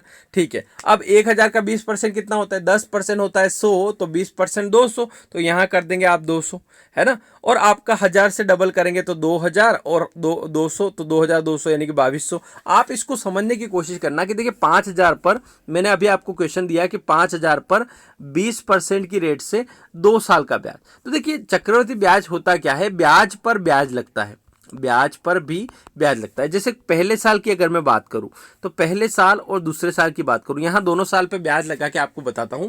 अब 5,000 का 20% आप निकालोगे, मान लो पहले साल आप लगा रहे हो तो आप लगा दोगे 5,000 का 20% कितना, तो आप 10% निकालते हो 500, और 20% हो जाएगा 1,000, यानी कि पहले साल ब्याज लगा 1,000 रुपये। कितना लग गया, 1,000। अब दूसरे साल भी 20% लगाओगे तो 5,000 का 20% वही 1,000। अब हुआ क्या कि दूसरे साल क्या हुआ कि देखिए इसमें मैंने अभी यहाँ पे बोला कि ब्याज पे भी ब्याज लगता है। देखिए अब 5,000 पे तो ये 20% आपने यहाँ भी लगा दिया, और 5,000 पे 20% आपने यहाँ भी लगा दिया, पहले साल और दूसरे साल दोनों टाइम लगा दिया। ठीक है, अब होता क्या है, अब हो रहा है कि आपका जो है इस ब्याज पर भी ब्याज लगेगा, यानी कि ये जो 1,000 रुपये ब्याज लगा ये भी आपका मूलधन में जुड़ता है, इस पर भी ब्याज लगता है। तो इस 1,000 का 20% आप निकालते हैं तो 1,000 का 20% होता है 10% 100, 20% 200, तो ये जो ब्याज है इसका 200 ब्याज यहाँ लग जाएगा। तो दूसरे साल क्या हुआ, पहले साल तो केवल इस 5,000 पे लगा, लेकिन दूसरे साल इस 5,000 पे तो लगा ही लगा, लेकिन इस 1,000 पर भी लगा, तो इसलिए इसका बना, इसलिए एक लाइन में आता है तो 2, इसलिए 2, और यहाँ इसका 1, तो 2 × 1 इसलिए बना क्योंकि 5,000 पे 20% निकालते हैं तो × 2 करते हैं, ताकि 1,000 का 1,000 2,000, और 200 यानी कि 2,200 इसका आंसर आ जाए। तो आप समझ चुके होंगे कि किस प्रकार से इसका आंसर आएगा और किस प्रकार से इसको डील किया जाता है ना। चलिए आगे बढ़ते हैं, नेक्स्ट क्वेश्चन देखते हैं। चलिए देखिएगा, अगला जो प्रश्न है आपका दिशा और दूरी से संबंधित है। लिखा हुआ है कि यदि एम बी के दक्षिण में है, एम जो है बी के दक्षिण में है और बी एन के पश्चिम में है, तो एन एम से किस दिशा में है। अब आपको ध्यान देना होगा कि यहाँ दिशाएं कितनी होती हैं, ध्यान दीजिएगा, मैं थोड़ा सा आपको बना के बताता हूँ। पहले तो एक क्रॉस बना लीजिए, तो इस नहीं क्रॉस नहीं है, ये प्लस है, प्लस बना लीजिए। तो आपका सबसे ऊपर रहता है उत्तर, फिर नीचे रहता है दक्षिण, है ना। फिर यहाँ लिखिए पूर्व लिखिए, और यहाँ लिखिएगा पश्चिम, है ना। तो पूर्व पश्चिम इस प्रकार से लिखिएगा। तो पूर्व इधर करने की कोशिश मत करिएगा। देखिए उत्तर दक्षिण लिखने के बाद एक नाम लिख लीजिएगा अपने, हर फ्रेंड लिस्ट में कॉमन होता है पप्पू, है ना, पप्पू होता है। वैसे आप सभी को पता है पप्पू अपने राजनीति में भी काफी सक्रिय है ना, तो उससे आपको याद रह जाएगा। तो पप्पू लिख दीजिएगा उत्तर दक्षिण लिखने के बाद, ये आपको पता चल गया। तो इससे पता रहेगा कि ये जो पश्चिम है हमेशा यहाँ लिखा जाता है, पप्पू से लिखने से याद रह जाएगा। अब होता क्या है कि चार दिशा के अलावा भी आपकी चार दिशाएं और होती हैं। चार दिशाएं कैसे, तो इनके बीच में एक क्रॉस बनाइए, प्लस बनाने के बाद आप एक क्रॉस बनाते हैं तो आपका होता है क्या कि और दिशाएं निकल के सामने आती हैं। जैसे ये उत्तर और पूर्व के बीच में आएगी आपकी उत्तर पूर्व, है ना। फिर आपका उत्तर और पश्चिम के बीच में आ जाएगी उत्तर पश्चिम, है ना। फिर दक्षिण पूर्व के बीच में दक्षिण पूर्व और दक्षिण पश्चिम के बीच में दक्षिण पश्चिम। तो ये इस प्रकार से आपकी दिशाएं रहती है, उत्तर दक्षिण पूर्व पश्चिम के हिसाब से। इनके बीच बीच में भी आती है, जैसे उत्तर और पश्चिम के बीच में उत्तर पूर्व आएगा और उत्तर पूर्व के बीच में उत्तर पूर्व, है ना। इस प्रकार से जो है बीच में भी आपकी दिशाएं आती है। चलिए आप लोग समझ गए होंगे दिशाओं का फेर, है ना। अब इस प्रश्न को करते हैं। देखिएगा लिखा क्या हुआ है, उसको ध्यान से पढ़ेंगे तो इसका आंसर आ जाएगा। चलिए लिखा हुआ है कि यदि एम, तो एम को बिठा दो बी के दक्षिण में। अब बी लिखते ही दक्षिण कहाँ होता है, बी का दक्षिण, दक्षिण हमेशा नीचे की साइड होता है, तो एम यहाँ पे आ जाएगा कहाँ पे, इस बी के दक्षिण में, यानी कि बिल्कुल नीचे। फिर लिखा हुआ है कि और बी जो है एन के पश्चिम में है, एन के पश्चिम में। अब एन कहाँ होगा तब उसका पश्चिम होगा, तो एन यहाँ होगा तब इसका पश्चिम। मैंने यहाँ लिखा था पप्पू, तो पप्पू मतलब पूर्व, ये यहाँ पर, पश्चिम इधर, तो पश्चिम इधर है, मतलब एन के इधर आपका ये जो है बी है ना, और बी के दक्षिण में एम है। अब आपसे पूछा है कि एन जो है, ये जो एन है एम के किस दिशा में है। अब एम से तो ये तिरछा दिख रहा है, तो हम क्या करेंगे दिशा निकालने के लिए इस एम के ऊपर प्लस बनाएंगे। अब एम पे प्लस बनाते ही मुझे पता चला कि ये जो है, ये जो एन है ये इस दिशा में है, बिल्कुल बीच वाली दिशा। तो मैंने दिशा बनाई उत्तर दक्षिण पूर्व पश्चिम, यानी कि पप्पू लिखना है यहाँ पे, नहीं यहाँ पे आ जाएगा पूर्व। अब ये जो दिशा आई एन की, ये बिल्कुल बीच में आई, किसके, उत्तर के और पूर्व के बिल्कुल बीच में आई, तो उत्तर पूर्व के बीच में आई, यानी कि उत्तर पूर्व इसका आंसर आ जाएगा। तो एन आपका जो है किस में है, उत्तर पूर्व में, तो इसका आंसर देखिएगा उत्तर पूर्व ही आएगा। तो इस प्रकार के प्रश्न जब आते हैं तो उसको इस तरीके से डील आप करिएगा, है ना। चलिए, और वीडियो अगर अच्छा लग रहा है, कुछ नया सीखने को मिल रहा है, तो वीडियो को जरूर शेयर करिएगा अपने दोस्तों के साथ, है ना। चलिए ये काम आप लोग कर सकते हैं, क्योंकि इस सीरीज को कंटिन्यू रखेंगे हम। और प्रीवियस ईयर के पेपर एमपीएसआई के करने के बाद जस्ट मैं लूंगा एमपी पुलिस के। तो जो लोग तैयारी कर रहे हैं, वास्तव में आपके 2 से 3 साल के पेपर में प्रीवियस ईयर के जितने भी पेपर हैं जिसमें मैथ्स और रीजनिंग पूछी गई है, वो सारे पेपर मैं आपके करवा दूंगा। बस डेली शाम को 7 बजे आप सभी को उपस्थित हो जाना है, और साथ साथ में मेरे साथ में इसका आंसर करते चलना है। आप आगे आगे आंसर करेंगे तो मैं एक क्वेश्चन ऐसा करवाऊंगा और 1-2 और क्वेश्चन इसी के टाइप के करवाते चलूंगा, ताकि आपको जो है आंसर बनते चले और इस टाइप के क्वेश्चन क्लियर होते चले। साथ साथ में चैप्टर जैसा भी कॉन्सेप्ट क्लियर होता चले हर क्वेश्चन का। आगे बढ़ते हैं, नेक्स्ट क्वेश्चन देखते हैं। चलिए अगला प्रश्न देखिएगा, इस प्रकार से करने की कोशिश करिएगा। लिखा हुआ है कि 11 संख्याओं का औसत 36 है। देखिए एवरेज वाला चैप्टर हमारा हो चुका है, आप लोग देख सकते हैं उसको जाकर, है ना। लिखा हुआ है कि 11 संख्याओं का औसत 36 है, जबकि उनमें से 9 संख्याओं का औसत 34 है। यदि शेष 2 संख्याओं का अनुपात 2-3 हो तो छोटी संख्या क्या होगी उन दोनों में से। मान बताइए 54, 50, 36 या 48। चलिए करने की कोशिश करिए आप लोग। जो लोग पेन कॉपी लेकर बैठे हैं, व्यवस्थित कर रहे हैं डेली, उन सभी को बहुत बहुत धन्यवाद। और ऐसे ही डेली पेन कॉपी लेकर बैठना है, और क्वेश्चन मेरे यहाँ बताते ही आपको करना है, और आंसर कमेंट बॉक्स में सभी को लिखना है ना। चलिए, और कल आप लोगों ने जो कमेंट किए थे उन सभी को बहुत बहुत धन्यवाद, है ना। सभी मेरे मित्र कमेंट करते हैं, बहुत बहुत धन्यवाद उन सभी को दिल से, है ना। चलिए बहुत बढ़िया। अब इस प्रश्न पर आ जाते हैं। कैसे बोला है इसने कि 11 संख्याओं का औसत 36 है। देखिए अगर संख्याओं का योग निकालना हो तो मुझे क्या करना रहता है कि जो संख्याएं दी है, यानी कि 11 संख्या है, इनका औसत 36 है, तो 11 का गुणा करना रहता है मुझे 36 में। और 11 का गुणा करना कोई कठिन काम भी नहीं है। क्यों कठिन नहीं है, क्योंकि मैं 11 का गुणा करता हूं तो इस 36 को ऐसा का ऐसा ही लिख देता हूं। क्या करता हूं, 36 को ऐसा का ऐसा ही लिख देता हूं, और 36 का जो योग है, यानी कि 3 और 6 को जोड़ने पर जो आता है, यानी कि 9 आता है, वो बीच में रख देता हूं, तो 11 का गुणा आसानी से हो जाता है। यानी कि मान लो आपको मैं बोल दूं कि 11 गुणित 52 करना है, तो क्या 11 दूना 22 ऐसे करेंगे क्या, नहीं, 52 को ऐसा कैसा लिख देंगे और 5 2 जोड़ के बीच में 7 लिख देंगे। मैं आपसे बोलूं कि 11 गुणित आप करिए 17 करिए। तो आप क्या करेंगे, 17 को 17 लिख दीजिए और 7 और 1 कितना होता है 8, बिल्कुल बीच में लिख दीजिए। मैंने बोला कि 11 इंटू 23 करिए, तो क्या करेंगे आप 23 का 23 लिख देंगे और 2 और 3 कितना होता है 5, यानी कि इस प्रकार से लिख देंगे। मान लीजिए मैंने 11 का बोला आपसे, आप बोलोगे सर आप मत बोलो, आ गया समझ में, ठीक है। मैंने आपके मन की बात सुन ली और अब क्वेश्चन पर आ जाते हैं। देखिए कोई ट्रिक होती है तो क्या बताने में मजा आता है कि हाँ यार चलो काम आएगी बच्चों के आगे का एग्जाम में, थोड़ा सा टाइम बचता है। फिलहाल मैं क्वेश्चन पर आ जाता हूँ ईमानदारी से, ज़्यादा हवा में नहीं उड़ते हैं। 11 इंटू 36 लिखते हैं 3 6 और 3 6 9, ठीक है साहब। अब इन 11 में से क्या हुआ कि 9 संख्याओं का औसत 34 है। अब 9 संख्याओं का औसत 34 है, यानी कि 9 गुणित 34 करूंगा। क्या अब लगाओ ट्रिक कि नहीं लग रही भैया, 9 का ही गुणा करना पड़ेगा। 9 चौक 36 का 6, 80 लगा 3, 9 तिया 27 और 3 कितना हो जाएगा 30, ठीक है। अब आप देखते हैं कि 11 संख्याओं का तो 396 है और 9 संख्याओं का 306 है। तो आप देखते हैं कि 11 में से 9 संख्याएं घटाते हैं तो आपकी बचती हैं 2 संख्याएं, और 2 संख्याओं का योग आपका जो आता है वो आता है 6 में से 6 गया 0, 9 में 0 गया 9 और 3 में से 3 गया खत्म। तो 2 संख्याओं का योग आपका आ रहा है 90, ठीक है साहब। अब वो बोल रहा है कि शेष जो 2 संख्याएं थी, कौन सी, ये वाली, इनमें जो संख्याओं का अनुपात है वो 2 3 है, यानी कि 90 के अंदर जो दोनों संख्याएं हैं वो 2 3 के अनुपात में है।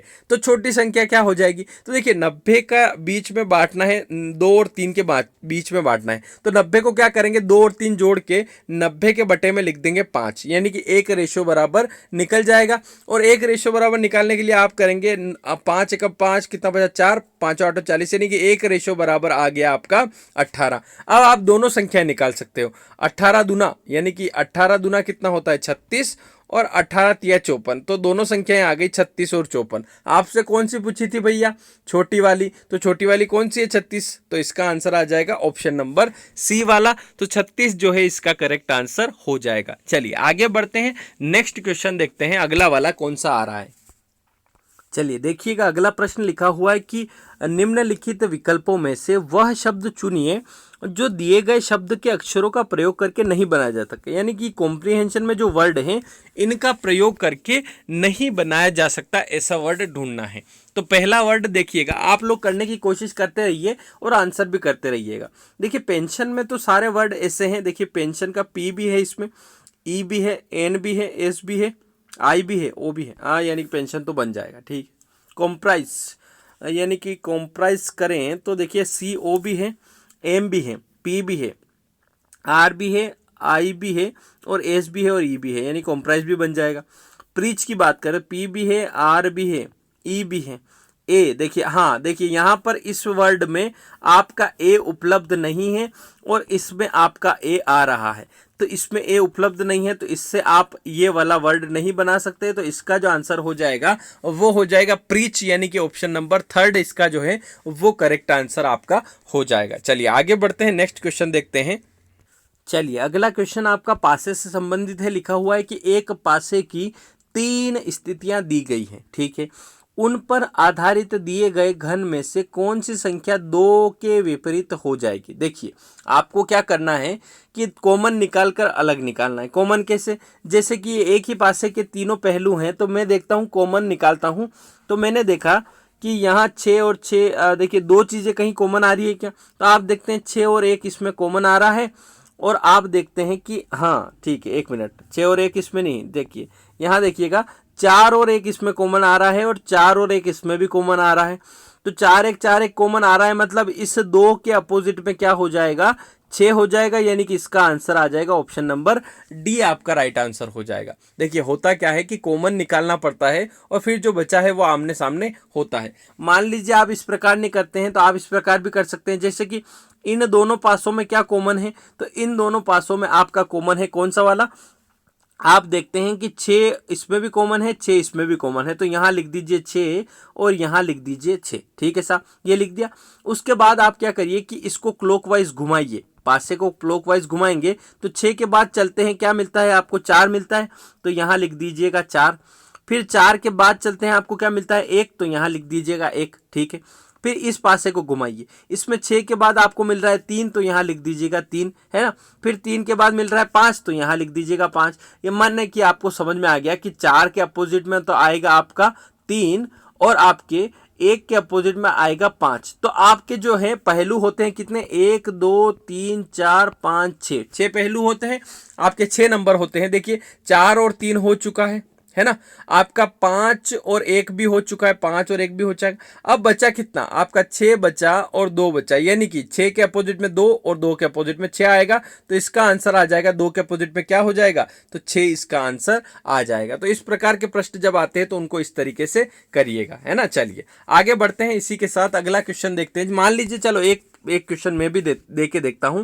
मैं यहां पर दे रहा हूं कि आपका इस प्रकार से पासा है ना, इस प्रकार का पासा समझ लीजिएगा, आपके पासे ही है इस प्रकार से, है ना, 2 पासे में बना रहा हूं, है ना। इसको करने की कोशिश करिएगा। मैंने यहाँ लिखा है 2 1 3, है ना, और आपका यहाँ लिखा है मैंने 4 1 5। आप बताइएगा कि आपके जो है, आप बताइएगा कि 6 के सामने क्या आएगा। आप मुझे आंसर करके बताइए कि 6 के सामने, यहाँ ये एक ही पासे के 2 रूप दे रखे हैं, आपको बताना है कि 6 के अपोजिट में क्या आएगा। करने की कोशिश करो, जरा खुद से करो, ताकि बने कि जो अभी मैंने सिखा है कि क्लॉकवाइज घुमा के कैसे निकालते हैं, तो वो आप करने की कोशिश करो। चलिए आप लोग करिए इसको, है ना, इसको फटाफट से करिए, फटाफट से आंसर दीजिए, और चाहे तो वीडियो को रोक कर लीजिए और फिर आंसर देख लीजिए क्या होगा। चलिए मैं करने की कोशिश करता हूं। देखिए मैंने यहाँ इन दोनों में कॉमन देखा, कॉमन मेरा यहाँ भी 1 है और यहाँ भी 1 है, तो मैं क्या करता हूँ, यहाँ 1 लिखा और यहाँ भी 1 लिखा। उसके बाद मैंने आपको बोला था कि क्लॉकवाइज चलने दो, जिस प्रकार घड़ी चलती है उस प्रकार चलने दो। तो एक के बाद घड़ी चलेगी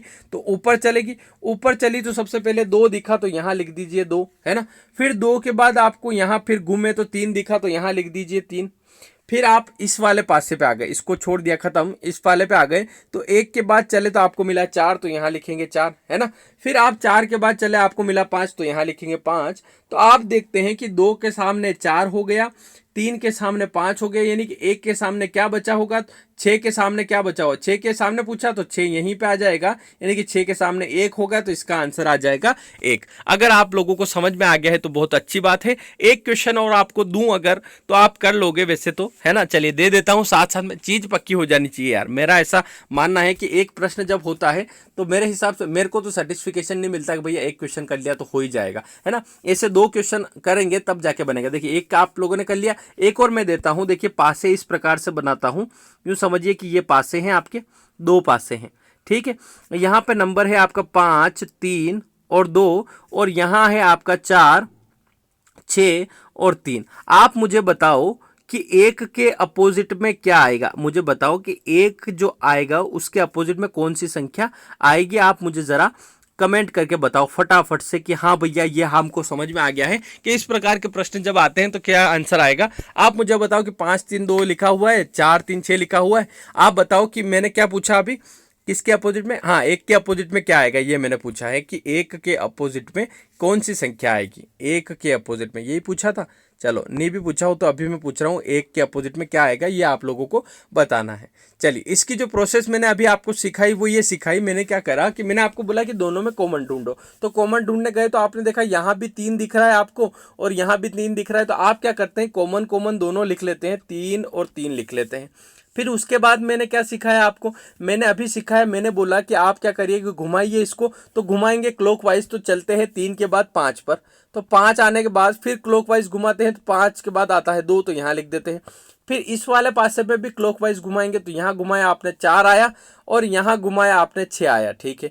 तो आपका जो 1 के अपोजिट में क्या आया, तो 1 के अपोजिट में आपका आ गया क्या, यहाँ पर क्या बच रहा है आपका 1 ही बच रहा है, तो 3 के अपोजिट में 1 आ जाएगा, तो 3 के अपोजिट में 1 इसका, यानी कि 1 के अपोजिट में 3 इसका करेक्ट आंसर हो जाएगा, है ना। चलिए अगर आप कुछ भी नया सीखे हो इस वीडियो से, अगर आपने एक चीज भी नई सीखी हो तो वीडियो को लाइक करिएगा, है ना। उससे पता चलेगा कि हाँ यार अभी लोगों में सीखना बाकी है, ये सारे टॉपिक कंप्लीट नहीं है ना, धीरे धीरे हम सीखेंगे। तो जो लोग नए हैं इस चैनल को सब्सक्राइब करिएगा और बेल आइकन को प्रेस कर दीजिएगा, उसी के साथ वीडियो को थोड़ा सा शेयर करिएगा और कमेंट करके बताइएगा कि जो आपको क्लास है वो किस प्रकार से लग रही है, और प्रीवियस ईयर के पेपर जो है किस किस सब्जेक्ट यानी किस किस एग्जाम की आप तैयारी कर रहे हैं उसके मैं पेपर निकाल के लाऊं और उनको करवाएं। फिलहाल अभी एमपीएसआई के चलेंगे, है ना। एमपीएसआई में मैथ्स और रीजनिंग के जो टॉपिक पूछे गए हैं वो सारे हम करेंगे, यहाँ पर सारे क्वेश्चन 1 बाय 1 करते चलेंगे। इसके बाद मैं लेने वाला हूँ एमपी पुलिस का, तो जो लोग तैयारी कर रहे हैं एमपी पुलिस की भी वो जुड़े रहें और अपने दोस्तों के साथ इसको शेयर करें। एमपीएसआई के बाद सारे पेपर एमपी पुलिस के भी मैं करवाऊंगा, है ना। तो चलिए आगे बढ़ते हैं, इसी के साथ नेक्स्ट क्वेश्चन देखते हैं। चलिए अगला जो प्रश्न है आपका थोड़ा सा लिखा हुआ है कि इसको देखिएगा, रीजनिंग का ही प्रश्न है। लिखा हुआ है नीचे दिए गए शब्दों को अर्थपूर्ण क्रम में व्यवस्थित कीजिए। अब शब्द आप देखते ही समझ जाएंगे कि दीवार, मिट्टी, घर, कमरा और ईंट, इनको इस क्रम में जमाना है। जैसे कि आप हिंदी अगर पढ़ते हो, एमपीएससी की तैयारी कर रहे हो, तो आपको पता है कि सबसे पहले वर्ण आता है, फिर शब्द आता है, फिर आपका वाक्य आता है ना, इस प्रकार से आते हैं ना, आपके याद होगा। तो ये क्रम होता है कि छोटे से बड़े की तरफ आपको बढ़ना है, तो एक क्रम में व्यवस्थित करना है, अर्थपूर्ण क्रम में व्यवस्थित करना है। आपके ऑप्शन भी हैं, आप चाहें तो 4 ऑप्शन है आपके पास, इन 4 ऑप्शन से आप जमा सकते हैं। ये 1 2 3 4 5 करके आपको जमाना है। देखिए अब मैं आपकी सहायता करता हूं। सहायता कैसे करूंगा, देखिए सबसे बेसिक चीज क्या है, मान लो घर बना दो कि क्या डायरेक्ट, नहीं, घर के लिए कमरे होने चाहिए, कमरे बनेंगे तभी घर बनेगा, है ना। फिर दीवार होनी चाहिए कमरों के लिए, फिर मिट्टी होनी चाहिए, ईंट होनी चाहिए। तो सबसे बेसिक चीज जो है, मान लो मैं ईंट ले लेता हूं, पर ईंट से भी पहले मुझे एक चीज लेना होगी, वो मिट्टी, है ना। आपने देखे हो ईंटों के भट्टे, वहां मिट्टी से ही ईंट बनाई जाती है, मिट्टी को पका करके ईंट बनाते हैं। तो सबसे पहला जो है वो मिट्टी आएगा, यानी कि आ जाएगा मेरा नंबर 2 आ जाएगा, ठीक है। फिर मिट्टी के बाद जो है, मिट्टी से ही ईंट बनती है, यानी कि अब नंबर आएगा ईंट का, यानी कि नंबर ले लूंगा मैं 5। अब ईंट से आपकी बनती है, डायरेक्ट कमरा नहीं बनेगा, ईंट से पहले हम दीवार बनाएंगे, तो 2 5 के बाद आ जाएगा 1, है ना। फिर आपका जो है दीवार के बाद, दीवार से बनता है कमरा, यानी कि अब नंबर आ जाएगा 4। फिर कमरे से आपका बनता है घर, यानी कि अब नंबर आ जाएगा 3। तो यहाँ पे बनेगा 2 5 1 4 3, इसका आंसर आ जाएगा। तो 2 5 1 4 3 कहाँ दिख रहा है, ये यहाँ दिख रहा है। सेकंड वाला ऑप्शन देख लेते हैं, यही है कि कुछ भी लगा दिया, हाँ नहीं यही है, यही आपका करेक्ट आंसर है ना। तो इस प्रकार से आप लोग बना लेंगे, कोई समस्या इसमें नहीं आएगी। चलिए आगे बढ़ते हैं, नेक्स्ट क्वेश्चन देखते हैं। चलिए अगला प्रश्न देखिए आपका, दिशा और दूरी से देखिएगा। लिखा हुआ है कि घर से निकलने के बाद कुछ दूर चलते ही रास्ते में है उसका घर, है ना। गाना है ना, घर से निकलते ही, है ना, अच्छा गाना है, चलो सुन लेना बाद में। अभी इस क्वेश्चन पे आ जाता, मेरे को गाने बहुत आते हैं, चलो कोई बात नहीं।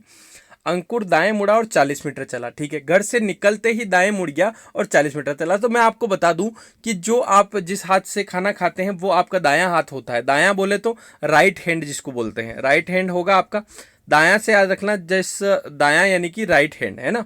जैसे अपन बोलते हैं ना, उससे याद आ जाए, ये तो मेरा बाएं हाथ का खेल है। बाएं हाथ का खेल मतलब जैसे कि इस हाथ से कर लेंगे, बाएं हाथ से, यानी कि जिससे कुछ काम नहीं करते उस बाएं हाथ से कर लेंगे, यानी कि बाएं हाथ का खेल है, इसलिए बोला जाता है। अब दाएं मुड़ा यानी कि समझ जाइए कि अगर आप मोबाइल लेके बैठे हैं तो आपका मुंह ये मोबाइल की तरफ है, तो आपका जिस हाथ में आप जिस अंगूठे से ये पूरा सरकाते हैं ना, ये जो है ये आपका राइट हैंड रहता है ना। तो इस प्रकार से चलिए देखिएगा। अब मान लीजिए ये यहाँ पर घर है, ठीक है साहब, यानी कि यूं समझ लो कि ये घर है आपका, घर जैसा नहीं है, झोपड़ी है तो, ठीक है मान लो। पर यहाँ से वो निकला और दाएं मुड़ा और 40 मीटर चला, यानी कि यहाँ से निकलते ही डायरेक्ट यूं चला दाएं और 40 मीटर, कितना चला 40, ठीक है साहब।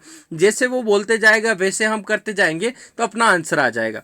फिर बोल रहा है कि फिर बाएं मुड़ा और 40 मीटर चला। अब यहाँ यूं जा रहा है, इसका मुंह इस तरफ है, इस तरफ, तो इसका दायां कौन सा होगा, दायां तो ये होगा। और बाएं मुड़ा मतलब लेफ्ट हैंड की साइड मुड़ा, तो लेफ्ट हैंड मतलब ऊपर की साइड, और 20 मीटर चला, तो चला दो 20, ठीक है साहब। ये 20 चल गया, इस 40 का आधा चला 20, ठीक है।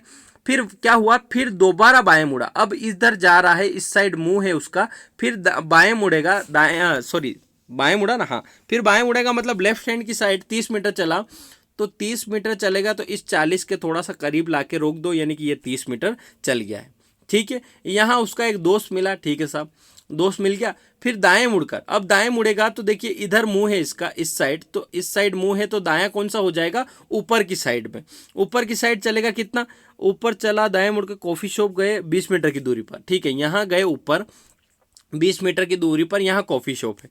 फिर कॉफ़ी पीने के बाद, ठीक है साहब, कॉफ़ी पी ली, उसके बाद सीधी रेखा में 40 मीटर चला, उसी दिशा में जिस दिशा से आया था, यानी कि इस दिशा से आया था यहाँ पे, तो इस दिशा में 40 मीटर चला नीचे की साइड पे। तो देखिए ये 20 मीटर था ये दूरी, और ये भी आपकी 20 मीटर थी, तो 20 और 20 मिला के 40, यानी कि ये यहाँ पर आ चुका है, अभी यहाँ आ गया है। अब यहाँ आ गया है तो घर से कितना दूर है, तो ये पूरी दूरी तो आपकी 40 थी, ये वाली। देखिए 1 मिनट थोड़ा सा बताता हूँ आपको कि ये दूरी आपकी 40 थी, कितनी थी भैया 40, और ये 20 और 20 तय करके ये 40 यहाँ पे आ गया है। तो देखिए ये दूरी कितनी थी, तो आप बोलेंगे कि ये वाली जो दूरी है ये 30 मीटर थी, क्योंकि वो बाएं मुड़ा था, वो 30 मीटर चला था। ये 30 है और ये पूरी 40 है, तो ये जो डिफरेंस है ये यहाँ का, ये कितना हो जाएगा 10 का। तो घर से कितनी दूरी पर है, तो 10 मीटर पर है। इसका आंसर आ जाएगा ऑप्शन नंबर बी, आपका आंसर आ जाएगा, है ना। तो चलिए हम क्या करेंगे कि मैथ्स और रीजनिंग के जितने, देखिए मैं यूं नहीं कहा कि रीजनिंग का छोड़ दूंगा, रीजनिंग के नहीं छोड़ सकते, क्योंकि रीजनिंग सिंपल लगती है, पर अगर प्रैक्टिस में रहे तो सिंपल है, लेकिन बाद में अगर आप पढ़ते नहीं है इसको तो ये भी दिक्कत दे जाती है। ये सबसे स्कोरिंग सब्जेक्ट जो होता है ना, वो आपका रीजनिंग ही होता है। एक बात दिमाग में बिठा लीजिए कि रीजनिंग अगर आपकी गलत होती है एग्जाम में, तो आप उन सभी बच्चों से पीछे हो जाते हैं जो जनरली बच्चे सही करते हैं। अगर आप वहां गलत कर देंगे जहां सब सही कर रहे हैं, तो आप उस लाइन से बाहर हो जाएंगे, उस दौड़ से बाहर हो जाएंगे। तो रीजनिंग कभी भी गलत ना हो, ये इस बात का दिमाग में बिठा लीजिए। रीजनिंग के जितने क्वेश्चन आते हैं, एमपीएसआई के जितने पेपर हम करेंगे और फिर एमपी पुलिस के करेंगे, तो सारे पेपर में आप रीजनिंग को बेहतरीन तरीके से करिएगा, है ना। जो चैप्टर क्लियर नहीं है उसको करिएगा घर पे बैठकर, है ना। अभी लॉकडाउन का फायदा उठाइए और समय का उपयोग करिए। चलिए आगे बढ़ते हैं, नेक्स्ट क्वेश्चन देखते हैं। चलिए अगला जो प्रश्न है वो थोड़ा सा ज्योमेट्री में आपका ट्रायंगल से संबंधित है। देखिएगा लिखा हुआ है कि एक त्रिभुज ए बी सी में भुजा BC को D तक बढ़ाया जाता है, यानी कि एक ट्रायंगल है आपका, इस प्रकार से देखिएगा। ये यहाँ पर बना हुआ है, मैं एक और बना देता हूँ अपना वाला, बढ़िया एक नंबर, है ना। देखिएगा इस प्रकार से, है ना। और वो बोल रहा है कि इसको मान लेते हैं A, इसको मान लेते हैं B और इसको C। वो बोल रहा है कि BC जो भुजा है ये वाली, इसको D तक बढ़ा रहा है यहाँ तक, ठीक है साहब, बढ़ा दो। अब वो बोल रहा है कि एंगल, यदि एंगल ACD बराबर 100 हो, A है ना, C और D, ACD बोले तो ये वाला एंगल कितना है, 100 डिग्री का हो, ठीक है साहब, ये 100 डिग्री का मान लिया। और बोला कि BC बराबर AC है, BC बराबर AC मतलब BC जो भुजा है ये और AC के बराबर है, यानी कि ये दोनों भुजाएं समान है, ठीक है। जब समद्विबाहु होता है त्रिभुज तो दो कोण भी बराबर होते हैं, ये आपको ध्यान रखना चाहिए। दोनों भुजाएं हैं तो हर भुजा के सामने, यानी कि ये भुजा है इसके सामने का कोण, ये भुजा है इसके सामने का कोण बराबर होंगे, है ना। ये ध्यान रखना है आपको। अब यहाँ पे हो क्या रहा है कि आपका ये 100 डिग्री है, तो आप देखिएगा कि एक सरल रेखा पर जो कोण बनता है पूरा वो होता है 180 डिग्री का। ये भी आप लोगों को ध्यान रखना होगा कि एक सरल रेखा पर बनने वाला कोण पूरा जो है वो आपका होता है 180 डिग्री का, ठीक है। अब आप यहाँ ध्यान दीजिएगा, मेरी बात ध्यान से देखिएगा। अगर ये 100 डिग्री है तो ये इधर का जो बचा हुआ है, ये यहाँ पर मैं सरल कोण बना रहा हूँ, तो ये जो बचा हुआ कोण है ये कितने डिग्री का हो जाएगा, तो आप बोलेंगे ये 80 डिग्री का हो जाएगा। यहाँ तक किसी को कोई समस्या नहीं है, ठीक है साहब। ये 80 हो गया। अब मैंने बोला है कि यहाँ इसने एक लाइन बताई है कि BC बराबर AC है, यानी कि इस भुजा के बराबर ये भुजा है। तो इस भुजा के सामने देखिए, पहले तो बताओ कि त्रिभुज के तीनों कोणों का योग कितना होता है। त्रिभुज के तीनों कोणों का योग होता है 180 डिग्री। कितना होता है, 180 डिग्री होता है। अगर 180 डिग्री है, यानी कि ये दोनों जो कोण बचे हुए हैं ये कितने डिग्री के हो जाएंगे, दोनों मिलाकर, तो दोनों मिलाकर हो जाएंगे 100 डिग्री के। क्यों, क्योंकि 80 डिग्री का एक कोण हो गया तो बाकी बचे हुए दोनों 100 के होंगे। और ये बोल रहा है कि ये भुजा और ये भुजा समान है, यानी कि इस भुजा के सामने वाला ये कोण और इस भुजा के सामने वाला ये कोण दोनों आपस में बराबर होंगे। अगर दोनों का योग 100 है और दोनों बराबर हैं तो दोनों 50-50 डिग्री के हो जाएंगे, नहीं हो जाएंगे, हो जाएंगे बिल्कुल। तो इसका जो आंसर आ जाएगा वो 50 डिग्री आ जाएगा। तो इस प्रकार से इसका जो आंसर हो जाएगा वो हो जाएगा ऑप्शन नंबर डी आपका 50 डिग्री। इसका बेहतरीन तरीके से आंसर हम लोगों ने निकाल लिया। चलिए इस प्रकार से जो आपके इस प्रकार के क्वेश्चन है, देखिए 89 क्वेश्चन तक हम पहुंच गए हैं, है ना।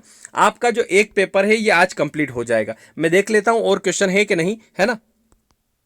चलिए एक लास्ट क्वेश्चन और है, इसको कर लीजिए, ये फिर पेपर ये वाला समाप्त हो जाएगा, फिर कल दूसरा पेपर लेंगे। देखिए लिखा हुआ है कि नीचे दी गई आकृति में वर्गों की अधिकतम संख्या क्या है ना। चलिए देखिएगा, मैं आपको बताता हूं, ये आपकी आकृति है, इसमें वर्ग, देखिए वर्ग थोड़ी सी एक ऐसी आकृति होती है जिसमें चार भुजाएं समान होती है, चारों भुजाएं समान होती हैं, यानी कि चारों भुजाएं हो वो समान होनी चाहिए। अब देखिए इस आकृति को देखेंगे, ध्यान से देखिएगा, मैं इस प्रकार से करता हूं, यह आकृति आपकी है।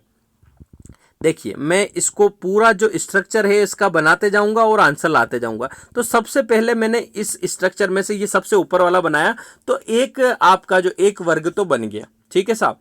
अब उसने जैसे ही लाइन खींची, ये वाली मैंने भी खींच दी, यहाँ कोई वर्ग बना क्या, नहीं बना। फिर मैंने एक और लाइन खींच दी, ठीक है, यहाँ कोई वर्ग बना क्या, नहीं बना। फिर मैंने एक लाइन ये खींची, तो मैंने ये लाइन खींच दी, ठीक है साहब। यहाँ पे वर्ग बना क्या, तो आप बोलते हैं ये लाइन खींचते ही आपके 3 वर्ग तैयार होते हैं, 1, 2 और 3, तो 3 वर्ग ये हो गए, ठीक है। फिर एक लाइन और खींची मैंने, एक लाइन और खींची तो आपके 3 वर्ग और हुए, 1 2 3, तो 3 और आप लिख देंगे। और एक और जो बना आपका वो ये बना, देखिएगा एक वर्ग ये बना, कौन सा वाला, एक ये बना, तो आप एक और ये लिख दीजिएगा। और एक और वर्ग बना आपका कौन सा, तो यहां ध्यान दीजिएगा ये वाला बना, एक और देखना मेरी तरफ कि ये वाला एक और बना, कौन सा वाला, ये एक और, तो एक और ये बन गया। ठीक है साहब, अब यहां पर ये खींचते ही आपके 3 और ये बने, 1 2 3, तो 3 और ये, और इस प्रकार से देखिएगा और आपके बनते हैं, मैं बताता हूं। अब ये और एक और बना, तो एक और ये हो गया, और एक और ये बना आपका ये वाला, तो एक और ये हो गया। अब गिन लीजिए कितने बने, तो आप देखते हैं 1 2 3 3 3 6 6 3 9 9 1 10 10 और 1 11 11 3 14, यानी कि कुल मिलाकर आपके जो है 14 वर्ग बनते हैं इस प्रकार की आकृति में। ठीक है, तो इसका आंसर हो जाएगा 14 वर्ग, यानी कि इस प्रकार से इसका आंसर आ जाएगा। देखिए एक बार और मैं बना के बता देता हूं, यूं समझिए कि यह आपका इस प्रकार से है ना। अब यूं पूरी आकृति बना के भी आप गिन सकते हैं, जैसे कि इस प्रकार से आप इन सभी को समान समझिएगा, है ना। तो अब यूं ओरिजिनली गिने तो आप देखिएगा 1 2 3 4 5 6 7 8 9, 9 तो व्यवस्थित ये दिख रहे हैं, छोटे छोटे से दिख रहे हैं। अब एक ये बड़ा पकड़िए आप, सबसे बड़ा वाला देखिएगा, ये जो बाहरी ओर बना हुआ है ये आप देखिएगा सबसे बड़ा। ठीक है, तो 9 के बाद एक 10 हो गया। उसके बाद मैं 4 बना रहा हूं, वो देखिएगा सबसे पहला मैंने बनाया ये वाला बना रहा हूं, यहां थोड़ा सा अंडरलाइन किया तो आपको पता चलेगा। ये एक तो ये बना, ठीक है, क्योंकि 4 समान समान इसके अंदर हैं तो ये एक बन गया। ठीक है, अब मैं बना रहा हूं, देखिएगा ये मैं मिटा रहा हूं और एक और बना रहा हूं, ये देखिएगा ये यहां पर बना, ये इस प्रकार से, तो एक और ये हो गया, 2 तो ये हो गए। अब मैं बना रहा हूं तीसरा वाला, देखिएगा है ना, इस प्रकार से ये और इस प्रकार से ये, इस प्रकार से करके आपके 9 और 4 इस प्रकार 13 और 1 14 बन गए, तो 14 इसका आंसर आ जाएगा इस प्रकार से। चलिए मिलते हैं अपन नेक्स्ट वीडियो में। देखिएगा अगर आपको ये वीडियो अच्छा लगा हो, अगर आपको वीडियो अच्छा लगा हो और कुछ भी नया सीखा हो, जैसे पासे वाले चैप्टर सीखे आपने, ट्रेंगल वाला क्वेश्चन देखा आप लोगों ने, अगर कुछ भी नया सीखने को मिला है तो वीडियो में कमेंट ज़रूर करिएगा, है ना, और इसको शेयर करिएगा। बाकी हम मिलेंगे नेक्स्ट वीडियो में, तब तक के लिए धन्यवाद। ऐसे ही देखते रहिए, हम इस सीरीज़ को कंटिन्यू रखेंगे। आप लोगों के कमेंट और आप लोगों का शेयर डिसाइड करेगा कि हम कितने लंबे समय तक चल पाते हैं। तो अगर आप चाहते हैं इसे जारी रखना तो थोड़ा सा मदद कीजिएगा, सपोर्ट कीजिएगा और इसको थोड़ा शेयर करिएगा और थोड़ा सा कमेंट वगैरह करिएगा।